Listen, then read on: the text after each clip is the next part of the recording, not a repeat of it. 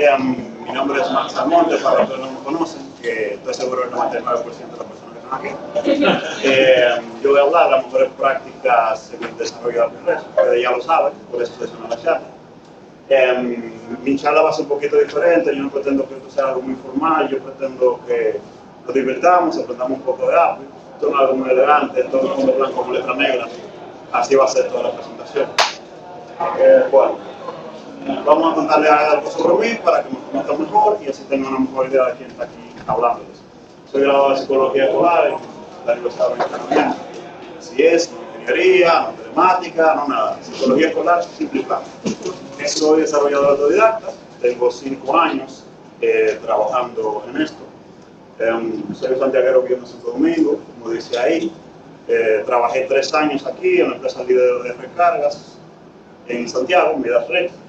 Luego me moví a Santo Domingo hace 9 meses y estos últimos 9 meses me he dedicado única y exclusivamente al desarrollo de API-REST. Soy amante de la orientación a objetos, de TDD, que es Descriptive Development, programación orientada a prueba, de factorización y trabajar con Layer Articles. A mí me gusta trabajar con disparates. Me gusta coger disparates y hacer lo que se llama. Soy amante de los deportes, cualquier deporte, pero que tenga en la lista. Y nada, me pueden contactar por cualquier red social o medio que se imaginen con el nick Maxalmonte 14. Estoy en Instagram, Twitter, Reddit, LinkedIn. Ese es mi handle, mi usuario. Vamos a empezar por el principio. Vamos a definir qué es REST. Queremos saber cuáles son las mejores prácticas de REST, pero sería bueno saber primero qué es esta cosa. REST no es más que un conjunto de prácticas, un conjunto de reglas que se especifican para trabajar con servicios web. ¿Qué es un servicio web? Un servicio web es única y exclusivamente una forma de tú comunicarte con un formato específico mediante la web. Si alguna vez ustedes han hecho un request AJAX que le devuelva JSON, que le devuelva XML, HTML, eso es un servicio web. Está comunicando a un endpoint dedicado, una URL dedicada, que le está devolviendo un formato de datos específico. Las reglas específicas para que tu servicio web suba a un nivel y se convierta en REST es que identifiquemos recursos mediante URLs. Hagamos operaciones utilizando los verbos de HTTP. Son get, head, post, put, pat, delete, trace y options. Hay más, pero con estos es que REST trabaja el 99% del tiempo. REST no especifica sobre qué protocolo debe trabajar. Tú puedes trabajar en REST, por ejemplo, con WebSockets, pero yo no me voy a centrar en eso. Imaginemos que solo se puede trabajar con HTTP. Las peticiones hechas a un recurso específico deben devolver un payload, o sea, un body en el response. El cuerpo de la respuesta debe estar en un formato definido, puede ser XML, JSON, HTML o algo más, sí, incluso HTML.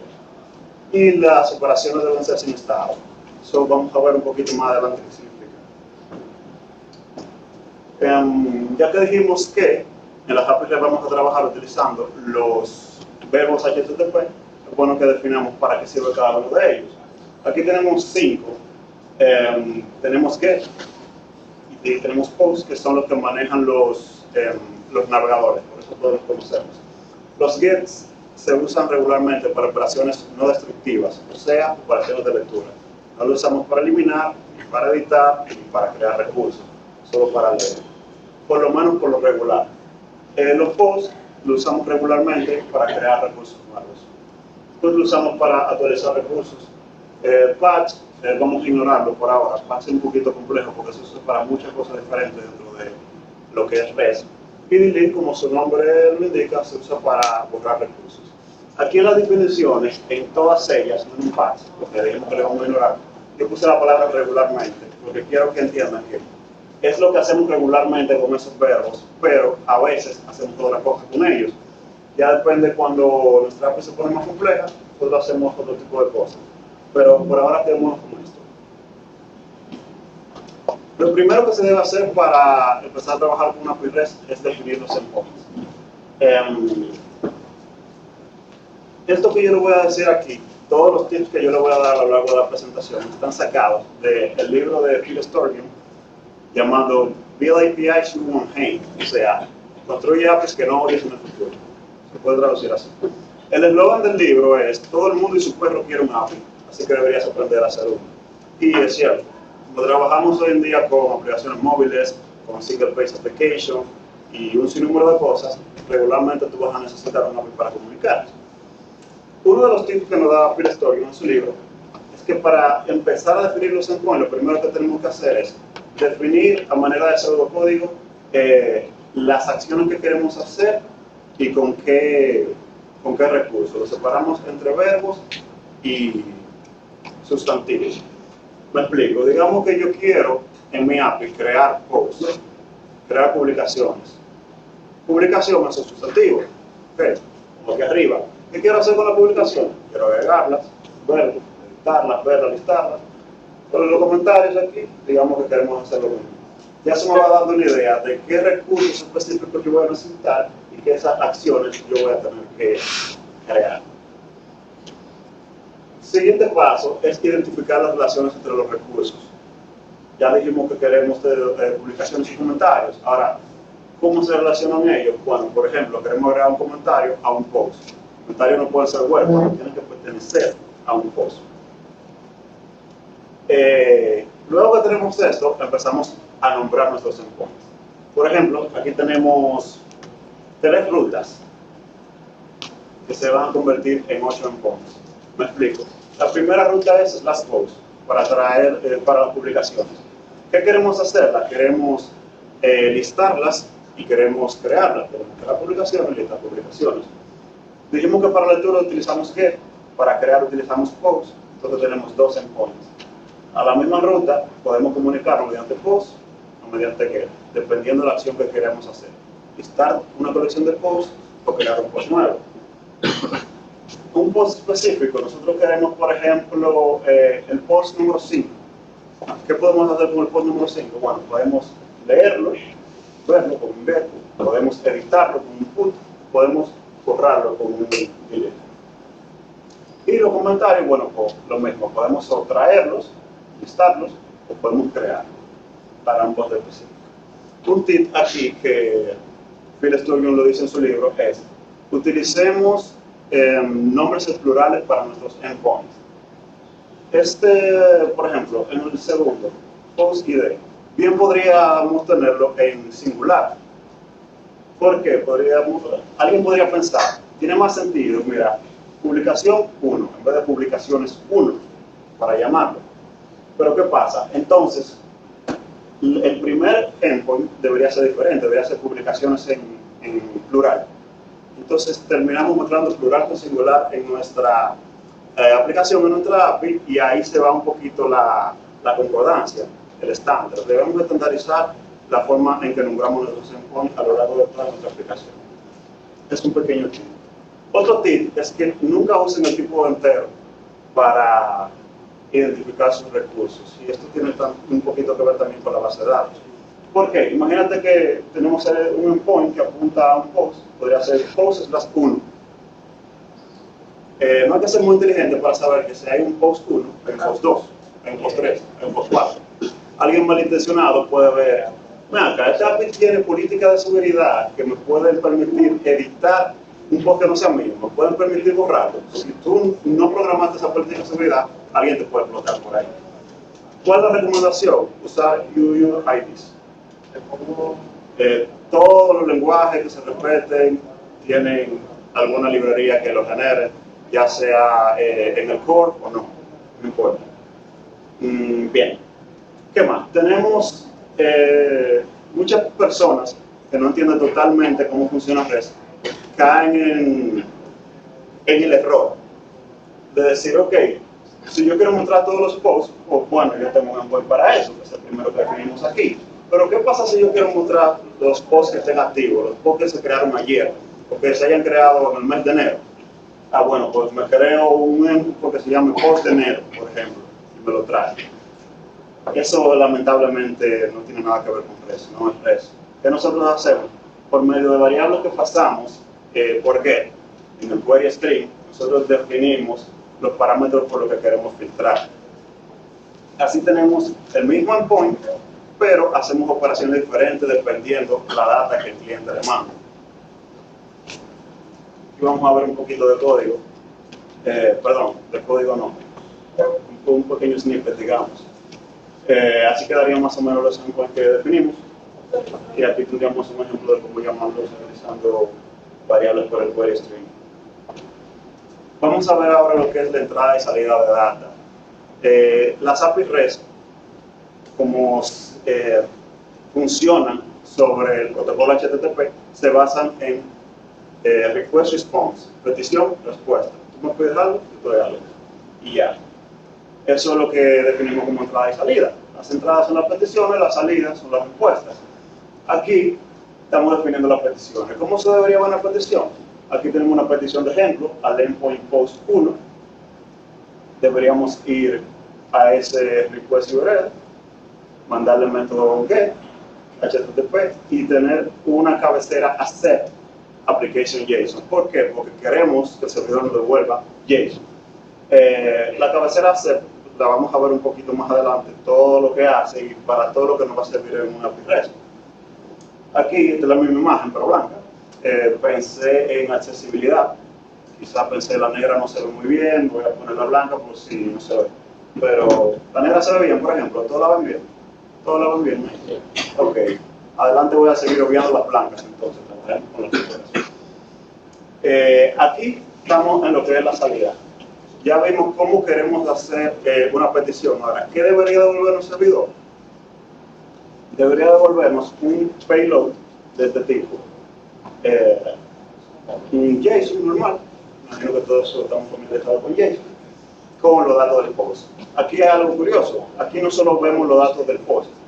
En el objeto principal, en la raíz, solo tenemos una clave, que es la clave data. Y adentro de la clave data tenemos los datos del post. Muchos se preguntarán, ¿por qué? ¿Cuál es la necesidad? Bueno, eso lo vamos a ver más adelante, con muchas otras cosas que se hacen en REST y que al tú tener tu namespace limpio, tener una sola clave y dentro de esa clave tener los datos que tú mandaste a pedir, se te hace mucho más fácil. Bien, ahora, ¿qué pasa cuando son colecciones? Cuando son colecciones hacemos exactamente lo mismo. Si vamos al endpoint get post, nos va a devolver el mismo JSON, la misma clave data, pero en vez de la clave data tener dentro un solo objeto, va a tener una colección de objetos, un arreglo. Eso le permite a los clientes saber, bueno, estoy viendo un recurso específico, entonces espero un objeto. Estoy viendo una colección, como por ejemplo este endpoint, slash post. Bueno, puedo iterar y ver todos los posts que están en este caso. Esto es lo mismo pero blanco, como ya les dije, muy chulo. Esta parte aquí. Vamos a hablar del código de estado, mensajes y errores. Lo que no deben hacer, por favor. Lo que yo veo muchas veces. No disparen, soy desarrollador de API REST. Ahora, devuelven un error. Código de estado, HTTP 200, que es ok. En el payload, error, result not found. Mi reacción, oye, pero yo estoy con esta silla. Por favor, no hagan eso. No hagan eso. Vamos a hablar un poquito de los códigos de estado de HTTP. Vamos a hablar también de mensajes y errores específicos de API. Las respuestas de tu API REST deberían siempre tener un código de estado que se corresponda con cómo fue la interacción entre el cliente y el servidor. Nosotros tenemos 4 grandes renglones de lo que son los códigos de estado HTTP. Tenemos los 200, 300, 400 y 500. La rama de los 200, digamos del 200 al 299. Claro, no tenemos tanto código de estado HTTP, pero imaginémonos que sí, por esta presentación. Si te devuelven de 200 a 299, te está diciendo que todo fue bien. Todo fue bien. Lo que tú mandaste a hacer se hizo. Los datos que tú querías te lo devolvieron. Obviamente, cada estado tiene una pequeña variación. El 200 es, bueno, eso más adelante. En los 300 tenemos lo que son las redirecciones. Si te devuelven 301, 302, ya tú sabes que ahí significa que tú pediste a un endpoint específico y ese endpoint tuvo que redirigir hacia otro. En los 400 son errores del cliente, eso significa que tú estás haciendo algo mal. O sea, le estás comunicando con un endpoint que no existe o le estás mandando data que no sabe cómo manejar. Aquí está el error más famoso de todos, que es el 404, lo conocemos todos. Los 500 es lo contrario de los 400. Los 500 es de tu culpa, el 500 que es mi culpa. Es mi API que está fallando, por alguna razón aquí. Aquí vamos a ver un listado, vamos a definir uno por uno de los códigos más comunes dentro de una API REST. Estos son los que yo uso 99.9% del tiempo. Si alguna vez he usado otro en una de mis APIs, no lo recuerdo realmente. Y espero que ustedes en su API no tengan la necesidad de usar más cosas raras. El 200 es el genérico, lo que es genérico. Cuando en la respuesta te viene un código de estado HTTP 200, significa, mira, todo fue bien, no hay que hablar más nada. Regularmente se te va a devolver algo en el body del response, o sea, en el cuerpo de la respuesta se te puede devolver un payload, un objeto, lo que sea. El 201 es created, recurso creado con éxito. Nosotros lo usamos para crear nuevos recursos. Si enviamos, por ejemplo, al endpoint/post, nueva data para crear un post, debe devolverse un 201 y en el cuerpo de la respuesta, el nuevo post que se creó. Eso lo veremos más adelante. El 202 es uno de mis favoritos. Dice, mira, todo es aceptado, pero la tarea que tú me mandaste a hacer no se ha terminado de hacer. Me explico. Imaginemos que tenemos un formulario de olvidé mi contraseña, muy famoso. Pones tu email, lo le das a enviar, se envía una petición del tipo post a un API X, a un endpoint X. Lo normal es que se te devuelva con un 202. ¿Por qué? Porque cuando tú envías tu correo, tú quieres que se te envíe un correo para restablecer la contraseña. Pero quizá la aplicación no puede enviarte el correo de manera inmediata.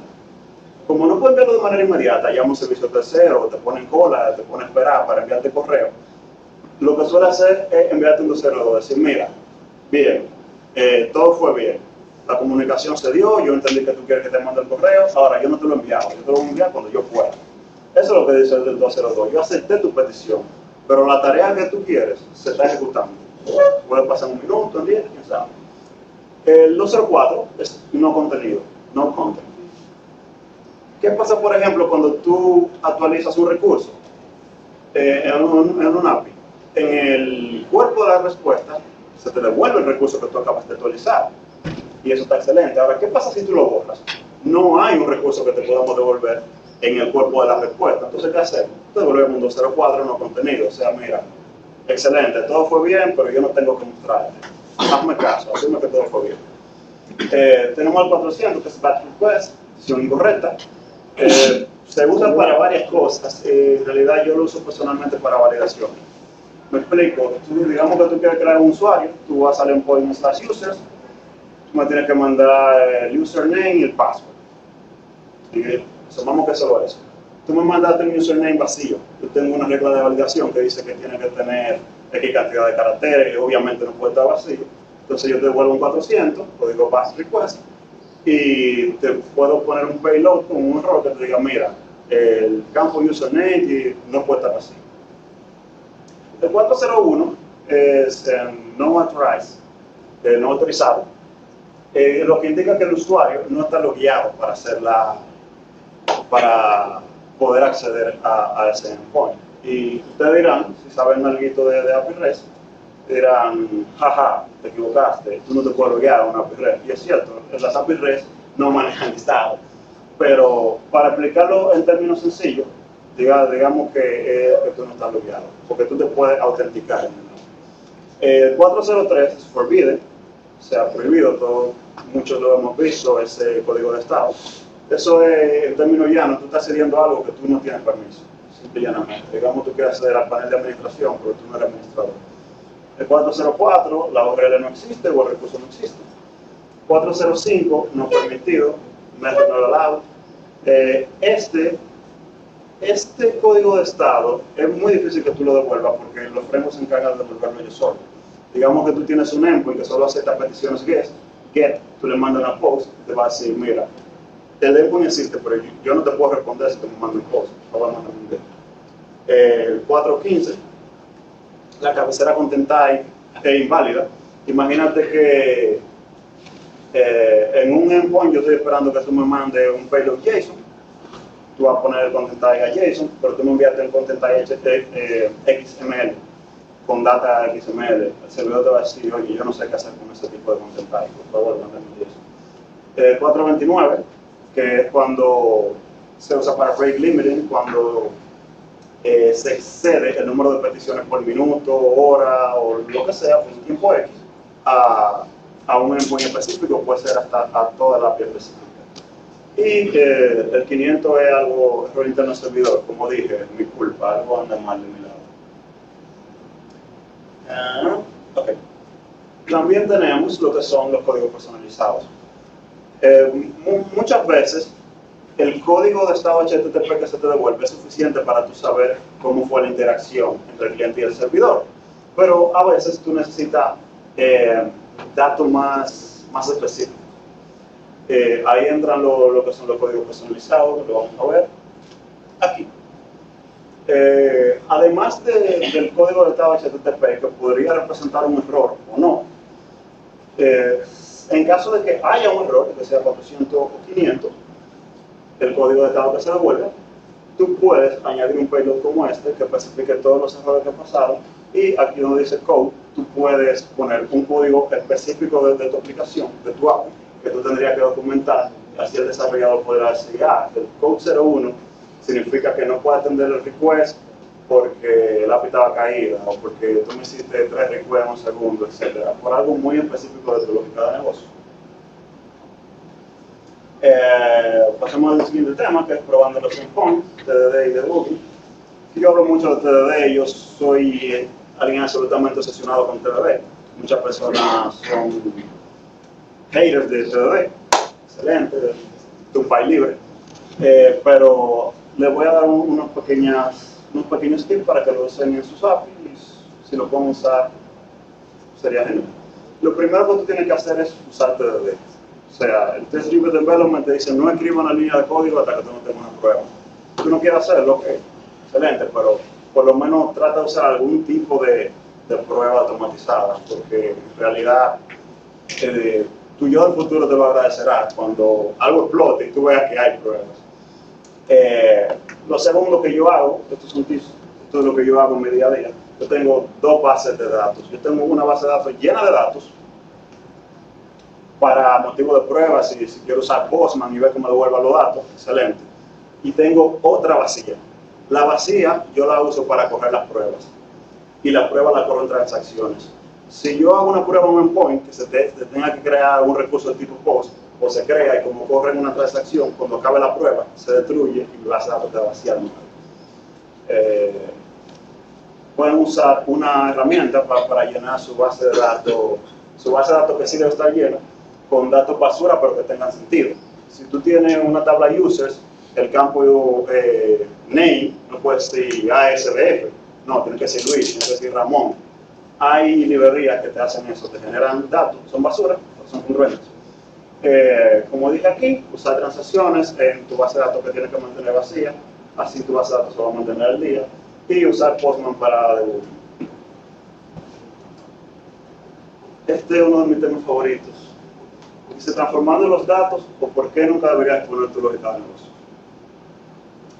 Muchas personas que construyen API REST, muchos desarrolladores que por falta de conocimiento o tiempo, por deadlines, que todos sabemos lo tediosos que son, lo que hacen es que hacen un query a la base de datos, obtienen los datos, lo convierten en JSON y se lo traen al cliente. Esa es la peor idea que alguien le puede pasar por la cabeza. ¿Por qué? Una de las razones es la capa de presentación.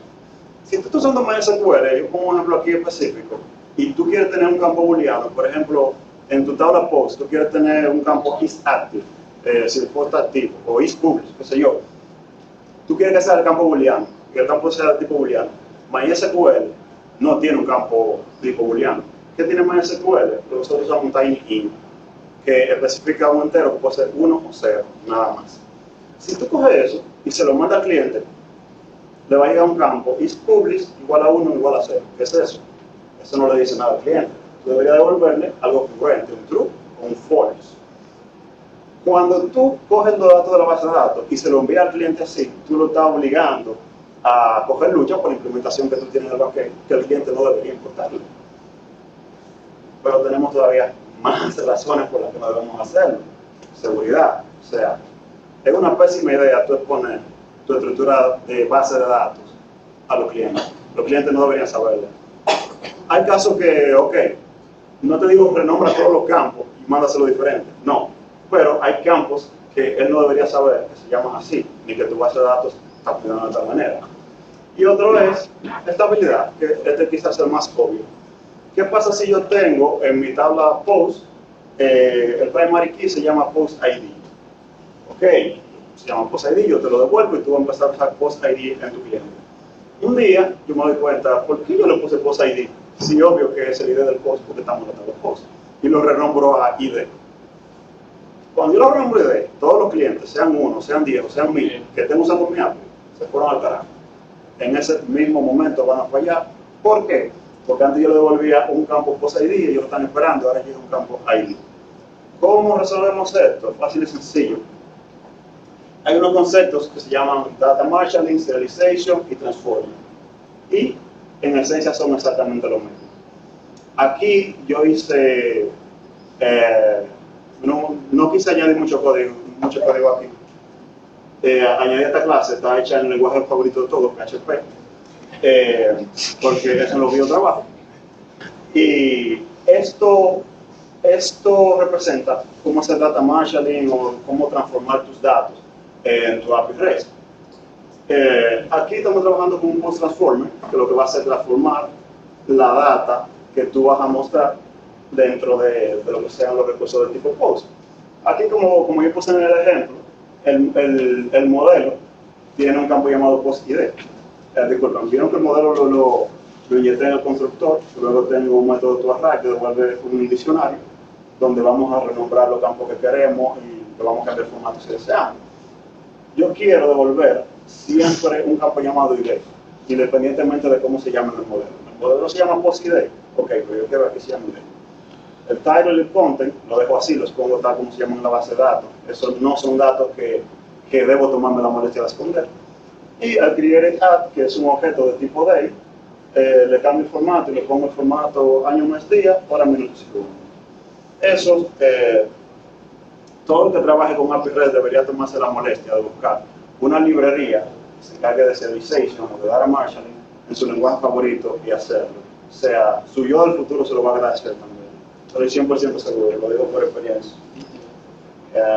¿Qué más? Aquí tenemos cómo trabajar con las relaciones.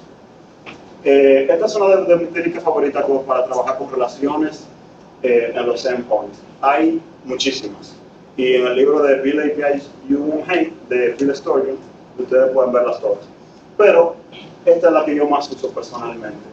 Simplemente, aquí vemos el post 1, estamos haciendo una petición de tipo GET al endpoint post/1, le mandamos una variable por el query string, y se include comments, y inmediatamente se le agrega una colección de comentarios que pertenecen a ese mismo post.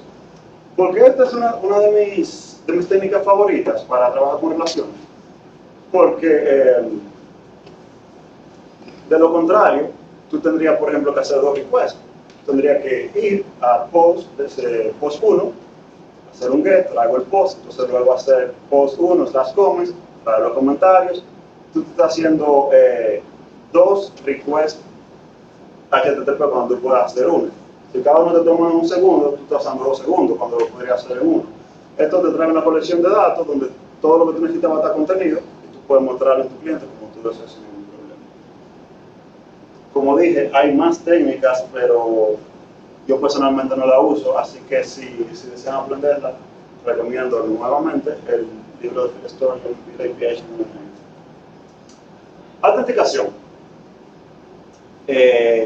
Lo primero que tengo que decir de autenticación es que muchos de ustedes quizás habrán escuchado hablar de una tecnología que es muy hype hoy en día, que es JSON Web Token, JWT. JWT, JSON Web Token, no tiene absolutamente nada que ver con autenticación, absolutamente nada. El estándar JSON Web Token lo único que define es cómo crear tokens. Punto. Cómo crear un token de tipo seguro que sea autofirmado, autocontenido, etc. El estándar para autenticación de APIs actualmente es OAuth 2. OAuth 2 es un servidor que tú te montas, tiene formulario HTML, tiene conexiones a la base de datos con ciertas tablas para guardar los tokens, etcétera, etcétera. De donde viene la confusión con JWT y este tipo de cosas, es que servicios como OAuth 2 o incluso hay un servicio llamado OAuth 0 que se usa en línea, usan JWT para devolverte un token que tú tienes que ponerlo en la cabecera. Y es cierto, OAuth 2 te puede devolver un token que puede ser JWT o no. Yo te puedo devolver una cadena que lleva 1, 3, 4 y decirte ese es tu token. No tiene absolutamente que estar relacionado a JSON Web Token. Esto de la autenticación es sumamente complejo, sumamente largo. Podría ser otra presentación sobre la autenticación tan largo que es. Pero para mantenerlo simple, lo único que les puedo recomendar es que usen paquetes con su lenguaje favorito. Si usan C#, tenemos Identity Server, que te monta el servidor OAuth y te hace todo, y tú no tienes que aprender de la implementación, porque implementarlo desde cero hay que ser un genio, porque yo no sé ni siquiera cómo hacerlo. Si usan PHP, por ejemplo, como yo, el lenguaje favorito de todos, usan Laravel, hay un paquete llamado Passport, oficial de Laravel, que inmediatamente te monta el servidor OAuth 2, te monta la ruta, te monta la base de datos y lo hace easy peasy. Vámonos entonces a cosas más agradables y fáciles. Paginación. La paginación es un concepto sumamente fácil. O sea, tenemos 1000 posts. Ahora, yo como cliente, cuando yo vaya al endpoint /post, hago una petición de tipo que yo quiero ver 1000 posts. Imposible. Si lo hago en una aplicación móvil, todos esos datos me van a coger en la aplicación. Si lo hago en JavaScript, pero ya está comiendo la memoria, imagínate cuando tú le sumas 1000 posts. Eso no procede. Entonces, ¿qué hacemos? Aquí entra la paginación. Por medio de una variable del tipo que añadimos en el query string, que se me olvidó ponerla ahí arriba, de hecho sea de paso, podríamos pasar una variable, por ejemplo, de tipo, una variable llamada number, como está aquí abajo, dice next URL, decirle el número de posts que queremos, tráeme 12 posts. Ok, entonces esto inmediatamente te lo va a paginar. Recuerden que les dije ahorita que era importante tener en el namespace principal una clave data, porque después íbamos a traer más cosas, porque ya llegó el momento. Tenemos la clave data, donde tenemos una colección de datos, y tenemos en el namespace principal, al mismo nivel de data, una clave llamada pagination, que nos dice, mira, tenemos un total de 1000 posts, actualmente te devolví 12, por página estamos devolviendo 12, estamos en la página 1, hay 84 páginas, la siguiente URL para tú seguir navegando es esta, y la anterior es ninguna. ¿Ah? Sí, pero cuando tenemos un post con 1000 comentarios, ¿qué hace? Con 1000 comentarios, bueno, aquí esto no lo muestra, pero se supone que la paginación tiene que trabajar de forma recursiva, también tiene que paginarse los comentarios. Seguimos adelante. Cuando trabajemos con documentación, no quise entrar mucho en esto, simplemente usen Swagger. Swagger es actualmente lo que se usa, es el estándar. Hay muchas librerías para cualquier lenguaje que te generan automáticamente la documentación de tu API. O si tú eres hardcore, como yo, o si te ves obligado, como yo, tú puedes crear un YML manual de tu API gracias a Swagger Hub. No lo recomiendo, pero bueno. Hate OS. Si tengo que ser sincero, yo leí el libro de Phil Sturgeon, no entendí un carajo lo que era Hate OS, lo leí de nuevo, seguí sin entender. Y no fue hasta que me tocó hacer esta presentación que aprendí lo que era. Y ahora es uno de mis features favoritos, dicho sea de paso. Hate OS significa Hypermedia as the Engine of the Application State. Ok, eso no nos dice mucho, claro está. Ahora, ¿para qué sirve? Todos hemos trabajado con aplicaciones web. ¿Cómo nos manejamos? ¿Cómo navegamos en aplicaciones web? Mediante links. Bueno, eso es lo que Hypermedia te quiere decir. Pero no solo eso, porque tiene dos funciones. Los Hypermedia Control, que es navegación mediante links dentro de tu API, y negociación de contenido, que es mediante, bueno, Hablando de la negociación de contenido, aquí les presento lo que no tienen que hacer. Nunca hagan esto. O sea, tenemos un endpoint, slash post, y queremos cambiar el tipo de datos que se nos van a responder, se nos van a venir la respuesta. Si son JSON o si son XML. Bueno, pues decimos .json o .xml o format JSON o format XML. Esto es incorrecto en tanto sentido que no se puede usar. O sea, no es que sea incorrecto, es que no es REST. ¿Tú quieres hacer API REST? Bueno, pues no haga eso. ¿Cómo hacerlo de manera correcta?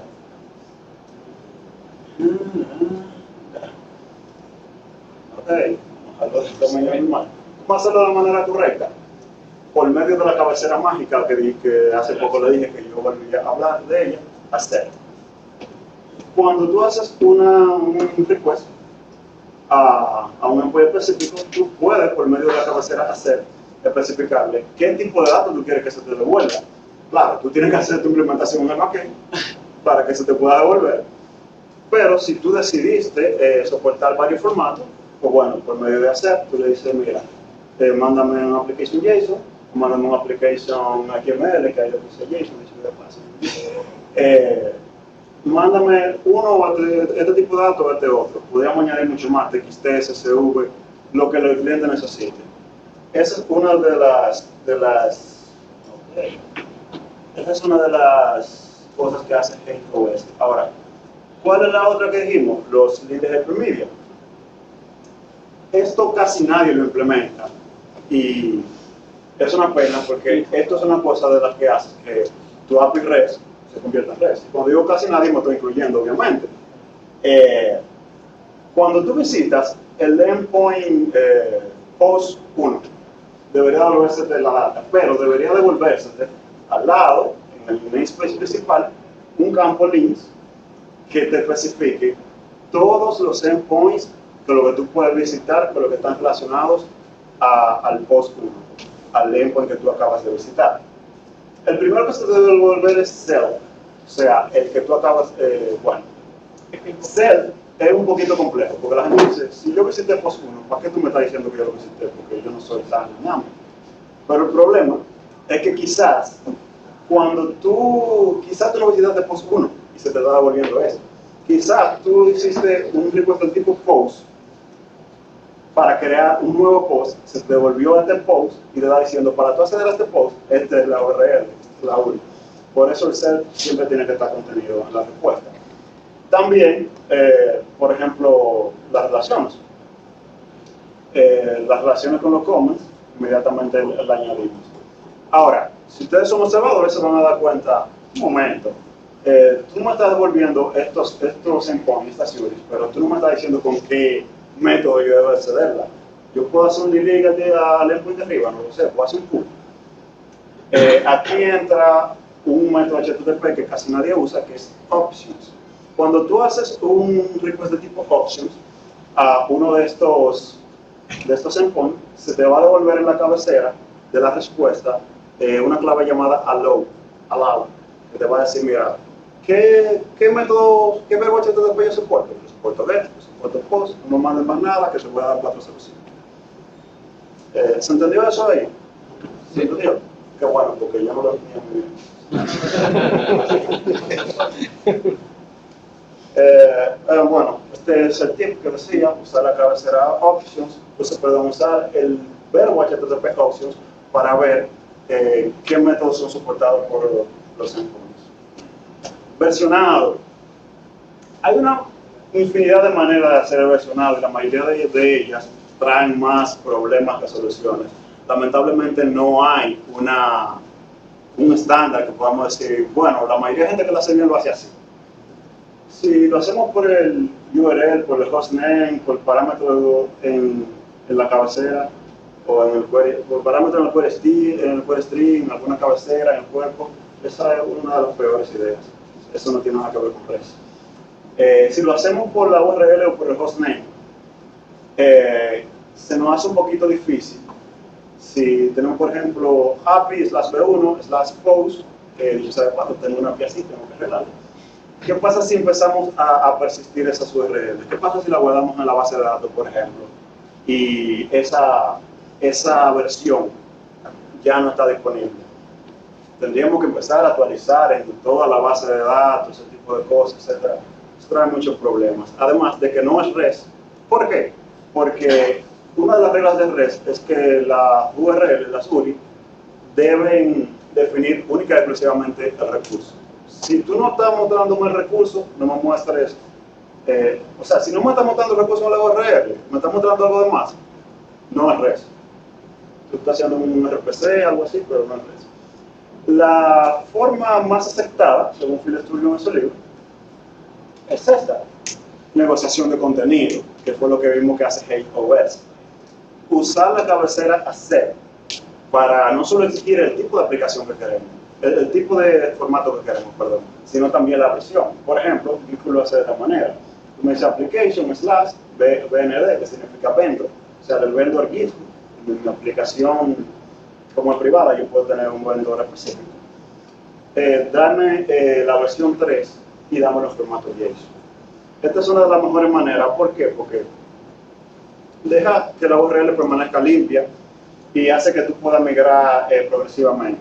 Tú puedes ir migrando endpoint por endpoint, cambiando la cabecera únicamente en los clientes, y puedes tener, qué sé yo, una aplicación con 100 endpoints trabajando con 5 en la versión 3 y los otros 25 en la versión 2. Y claro, paulatinamente ir migrando.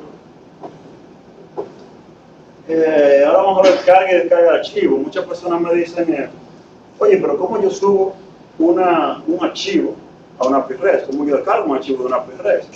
Y la respuesta es simple, o sea, igual que trabajar con JSON, pero enviando otra cosa que no sea JSON. O sea, lo primero vamos a ver lo que no debes hacer. Por lo que ustedes más quieran, la Virgen de Guadalupe o lo que sea, por favor, no usen la cabecera Multipart for Data para subir archivos en una API. ¿Y para qué? ¿Para qué está? La cabecera Multipart for Data, ahí sí que no la usa. Sí. ¿Para qué existe? Disculpe. Existe para subir tanto archivos como datos en formularios HTML. Se creó única y exclusivamente para trabajar con formularios HTML. Bien. Entonces, como se creó para trabajar con formularios HTML, muchas personas empezamos haciendo aplicaciones web, es lo que conocemos, lo usamos, y el payload que eso envía al servidor es un desastre trabajar con eso, porque se separa, hace secciones para los datos y secciones para los archivos, entonces es un desastre. Entonces, veamos, atrás. Vamos a ver lo primero que es la descarga, súper fácil.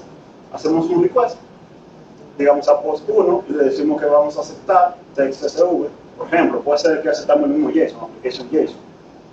La respuesta, te va a venir el contenido, en este caso CSV, y tú puedes forzar a tu cliente a descargar eso en un archivo, y ya, magia. Tú acabas de descargar un archivo en el formato que tú desees por medio de un app. ¿Se entendió eso? ¿O me expliqué medio mal? Voy a asumir que se entendió. Veamos. La carga. La carga es súper fácil también. Aquí vemos un pseudocódigo de cómo debería decirse un request. Simplemente el URL que queremos, el endpoint que queremos hacerle la petición, digamos que es post/1 de las images, el content type de lo que queremos mandar. En el request body, ¿qué enviamos? La data binaria. Punto. ¿Queremos enviar una image JPG? Wow, mira. ¿Queremos enviar una imagen JPG? Leemos el contenido de esa imagen, lo añadimos en el cuerpo de la respuesta. Si HTTP dice, oye, en el cuerpo puedes poner lo que tú desees, no tiene que ser texto necesariamente. Ponemos el content length, eso es opcional, pero es una buena práctica ponerlo, porque tú estás diciendo, mira, mi imagen pesa 1024 kilobytes. En base a eso, tú puedes hacerte una regla de validación que dice, pesa más de ahí, pues no me la dejes pasar. Entonces, eso te evita tener que escribir en un archivo temporal y luego ver si de verdad pesa eso y qué sé yo. Es una buena práctica añadida, definitivamente. Bueno, y listo, ya terminamos. Yo quiero, antes que nada, antes de terminar, agradecerle a los organizadores de este evento por tomarme en cuenta, porque en realidad lo estoy compartiendo aquí. Estoy en alineación con personas que son súper conocidas en la comunidad, personas que tienen una trayectoria larguísima. A mí nadie me conoce. Yo vine el año pasado aquí por primera vez a este evento. Estaba sentado con ustedes y ahora estoy hablando de ustedes, o sea, para mí es un gran honor. En segundo lugar, quiero agradecerle a todos y cada uno de ustedes por haber elegido mi charla. Yo sé que había muchas muy buenas a esta misma hora, en este mismo momento están sucediendo y ustedes decidieron venir a esta y escuchar lo que yo tenía que decir. Muchísimas gracias. Aquí les dejo una pequeña bibliografía para que puedan seguir verificando cosas que les interesen. El slide está en mi GitHub, que es Monte 14, aquí está mi blog. Y si tienen alguna pregunta, caballero.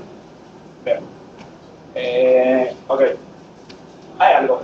Por lo general, cada vez que vemos un ejemplo o una documentación o un tutorial o lo que sea de RESTful API, todos los ejemplos que te ponen siempre con una entidad de que la base de datos representa es un recurso en el API. Por ejemplo, en tu caso Post, ya tú sabes que tú tienes una tabla que se llama Post y tú tienes un endpoint o un recurso que también se llama Post. Y ahí tú puedes consultar y hacer lo que tú quieras. Bien.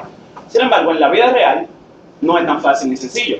Tú tienes el siguiente caso, tú tienes una aplicación donde, qué sé yo, tú tienes una aplicación móvil, una aplicación web y una desktop que todito consumen el mismo API tuyo, pero para un cliente, o sea, para esa aplicación, para ese negocio, un post no es simplemente una tabla post. Por ejemplo, un libro no es simplemente la tabla libro. Realmente, un libro para ello, para ese cliente que está renderizando esta información que tú le estás dando, es, imagínate, el libro completo con toda esa información y todo eso, y tienes los autores, por así decirlo, que también tienen detalles. Forma de tú conseguir la información, perfecto. Tú me dices, simplemente haces un request, por ejemplo, a libros, y haces un include con los autores para entonces poder tener la relación del autor y todo eso en un request. Y eso está perfecto. Todo el mundo te dice eso mismo y eso está genial. Algo con lo que yo todavía no sé cómo voy a lidiar con esto es en el caso de, ok, ¿voy a actualizar data o voy a borrar data? Me explico. Tengo mi vista, que como te digo, para el negocio, un libro no es simplemente un libro, sino es libro más autores. Claro. Así que mi view es ese. Estoy en una aplicación y le doy a save, o sea, le voy a dar save una sola vez. ¿Cómo yo puedo cambiar el título del libro, eliminar un autor y cambiarle el nombre a otro autor? Okay. ¿Qué yo haría? 3 requests, que si uno falla, entonces después yo devuelvo todo. ¿O hay alguna forma realmente de yo hacerlo todo en un solo request? ¿Podría yo tener recursos que no son enteramente, que es el caso que yo casi siempre hago, pero no estoy seguro? Recursos que, aunque no existen en la base de datos, fue un recurso que el negocio, o un dominio que el negocio dictó a que se haga, y para mí un libro simplemente es ese todo de libro más autores. ¿O cómo tú eliminarías ese? Bien, bueno, tú acabas de entrar en uno de los grandes problemas de REST. Muchas personas han escuchado el nuevo hype que es de GraphQL. GraphQL te dice, pídeme lo que tú quieras, yo te lo doy. O sea, ese es como la letra de un dembow. Pídeme lo que tú quieras. GraphQL funciona así. Lamentablemente, REST no está pensado para funcionar así. Así que, lo más lógico podría ser, opción 1, 3 requests. 3 requests que se manejen de forma como encadenada, o sea, esta me devolvió que sí, o disparo la otra, esta me devolvió que sí, disparo la otra, fallan, bueno, prueba. Pregunta, ¿cómo hago? No fue por ese approach, porque como te decía, GraphQL, para resolver uno de los problemas que tiene REST, lo que hace que tiene lo de bash, simplemente tú mandas tus 3 requests, y si uno falla, como tú ya has dado ese servidor y tú iniciaste una transacción, sí puedes hacer el rollback. Recuerda que somos stateless, no guardamos estados, por ende, yo borré el primer recurso. O sea, imagínate que yo lo quise porque borré el primer autor. Bien, para el cliente no le interesa que yo borre un autor, él hizo un todo, que fue borrar un autor, editar un autor y editar el libro. Bien, yo envié el primero, borré un autor, nítido. Viene el segundo, que es el que va a editar el título del libro, y ese, por alguna razón, falla. Pero ese es mi segundo request. ¿cómo hago yo un rollback de algo que yo no tengo estado de eso? O sea, yo no tengo stateless, yo no tengo esa transacción corriendo del primer cambio de base de datos que yo hice, así que realmente yo no puedo hacer un rollback porque ya esa petición se acabó. Sí, en ese caso específico que tú estás especificando, no se puede. Pero existe el otro approach que tú lo dijiste y yo lo hago también. Por ejemplo, allá tenemos, en este trabajo tenemos una red social muy original y tenemos posts. Tenemos, hay un recurso que no existe en la base de datos, pero yo lo creé, que son las estadísticas. ¿Qué son esas estadísticas? Te devuelven los likes, te devuelven los views, te devuelven los shares. Yo no tengo eso como una sola tabla de la base de datos. Exacto. Incluso eso son como 4 tablas. Yo te devuelvo un recurso, yo digo, mira, tú me tiras post, 1, statistic, y tú estás trabajando de que es un recurso. Me tiras el diablo, 4 tablas. So, tú agarras Entonces, ok, perdón. Entonces, ¿qué yo hago? Simplemente eso. Acuérdate, muchos caemos en la trampa de pensar que REST es simplemente, vamos a hacer equivalencia a la base de datos en HTTP. No necesariamente tiene que ser eso. Claro, nosotros siempre lo aplicamos así, porque es la manera más fácil. Luego, cuando tú te adentras, tú ves que tienes que aprender cosas más avanzadas, como en el caso que tú estás diciendo. En ese caso que le dice, por ejemplo, si tú quieres hacer múltiples cosas, por ejemplo, crear, actualizar, lo que sea, el que sabe que tiene que actualizar, crear y eliminar es la lógica que está en el endpoint. Tú le puedes mandar un cuerpo, que el cuerpo tenga por ejemplo, un documento grande que tenga su documento. Allá adentro tú integras, tú dices, ok, yo obtuve el libro. El libro yo sé que en este endpoint lo voy a crear, pero viene autor.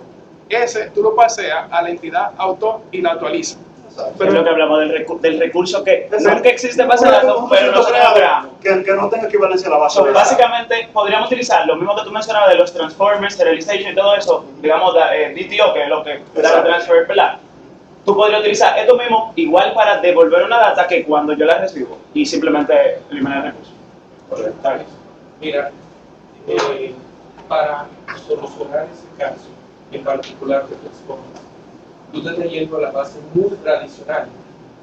Tenemos muchas formas de trabajar eso, como en el 2019. Recuerda que tú estás editando un documento, una vista, por así decirlo, porque es muy compleja, tiene múltiples objetos. No edites el objeto como tal. Aprende a trabajar stateless, es decir, cada cambio que tú vas tomando del documento, llévalo a un change, a un cambio en un objeto JSON global, eliminar tal cosa. Eso es un objeto. Edité a editar fulano, un objeto. Y lo que recibe ese REST es ese conjunto de objetos y así mantienes la parte transaccional. Es decir, puedes hacer un mecanismo apilado, un sistema de tag, que está, tú lo envías al endpoint, un endpoint, eso es, estamos creando realmente entonces el recurso fantasma. Un listado de tags, y dentro de él yo abro mi transacción y le digo, pero esto es una cosa, pero tú, Carlos, esto es otra cosa, tú, Carlos. Chicos, ya me dicen que terminamos, lamentablemente, pero... En realidad, me tomó mucho tiempo. Los niveles del pasivo